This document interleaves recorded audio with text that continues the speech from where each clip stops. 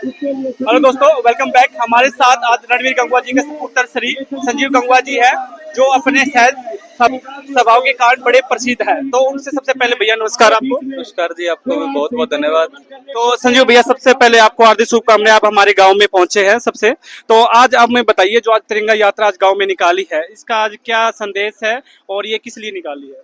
देखिए, तो मेरे लिए तो बहुत सौभाग्य की बात है जी कि इसमें मुझे शरीक होने का मौका मिला। जी और ये जो तिरंगा यात्रा है, इसका मकसद जो है, जी ये हमारे जो वीरता के प्रतीक जो हमारे सैनिक हैं, जी उनके सम्मान में, और जो इस देश के लिए बलिदान हुए हैं, उनके सम्मान में यात्रा निकाली गई है।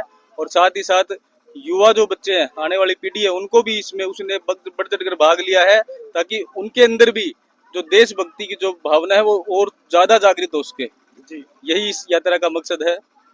तो जैसे आप ऑपरेशन सिंदूर का बड़ा जिक्र कर रहे थे प्रधानमंत्री जी, और हरियाणा में भी बड़ा इसका, जो हर गांव में हर स्टेट में ये निकल रही है तिरंगा यात्रा। तो ऑपरेशन सिंदूर के बारे में थोड़ा बताइए हमारे साथियों को। देखिए, आप सभी को विदित है कि कैसे एक कायरतापूर्ण घटना घटित हुई पहलगांव में, और कैसे जो हमारा पड़ोसी देश है जी पाकिस्तान, उसको तो वैसे मैं नाम भी अपनी जुबान पे नहीं लेना चाहता, जी कैसे उन्होंने एक घटिया हरकत के जरिए हमारे जो सिविलियंस थे उनको उन्होंने जो है मारने का काम किया।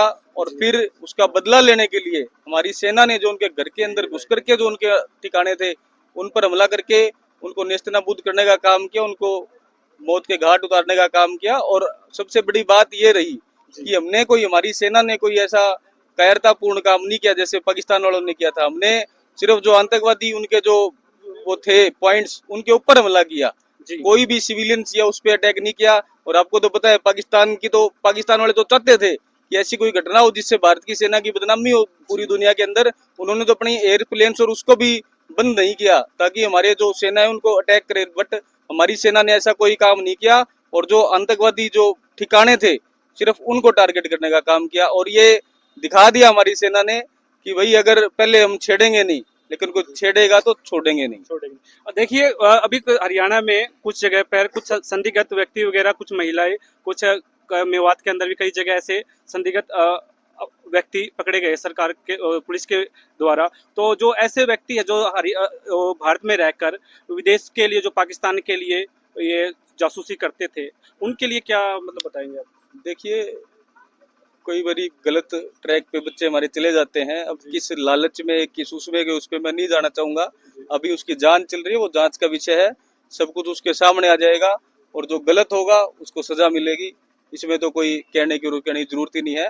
मेरा तो बस यही हमारी जो युवा पीढ़ी उससे कहने का है कि सोशल मीडिया पे तरह तरह के साइबर अटैक्स और वो दूसरे लोग करते हैं और जाल में बिछाने का काम करते हैं। और कई बारी पता भी नहीं होता, इस तरह की वो चीजें हमारे सामने आती है। तो आपको साइबर उससे जो बचने का काम करना है। और हमारी सरकार ने भी पहले भी ये एक हिदायत भी जारी की थी कि पाकिस्तान या अन्य जो देश है वो साइबर अटैक हमारे ऊपर करेंगे, तो इस टाइप की चीजों से हमारी युवा पीढ़ी को जो वो बचना चाहिए। तो जो ये तिरंगा यात्रा है, ये हरियाणा में और भी चलेगी या आज समाप्त हो गया? हरियाणा में काफी दिन हो गए इसको चले, तिरंगा यात्रा को। देखिए, अगर मैं वैसे बताऊं जी तो पार्टी का फैसला था, पहले लोकसभा सदर पे यात्रा होगी, फिर विधानसभा सदर पे, और फिर विधानसभा के अलग अलग मंडल के अंदर। जी तो हमारे जो बरवाड़ा की मैं बात करूं तो सारे मंडलों की हमारी यात्रा हो चुकी। ये तो इस गांव के जो युवा हैं, युवा साथियों का सोच थी और उनका जोश था कि जी हमारे गांव के अंदर भी जो है शहीद होशियार जी हुए हैं, तो उनके सम्मान में भी ये यात्रा जो है निकलनी चाहिए। तो ये यात्रा केवल और केवल हमारे जो यहाँ के लोकल जो गांव के जो साथी हैं, उनके जोश और उनकी सोच का ही परिणाम है कि यात्रा इतने शानदार तरीके से। और मैं तो बधाई देना चाहूंगा सभी युवा साथियों को, क्योंकि तमाम जो छोटी उम्र के जो हमारे जो बच्चे हैं वो बहुत ज्यादा इस यात्रा के अंदर जोश और खरोश के साथ उन्होंने भाग लेने का काम किया। तो देखिए, संजीव जी से हमने बात की है, बहुत अच्छा लगा है। थैंक यू सर, आपने अपना कीमती समय दिया हमें बात करने के लिए। धन्यवाद सर। आपका बहुत बहुत धन्यवाद। Thank you sir.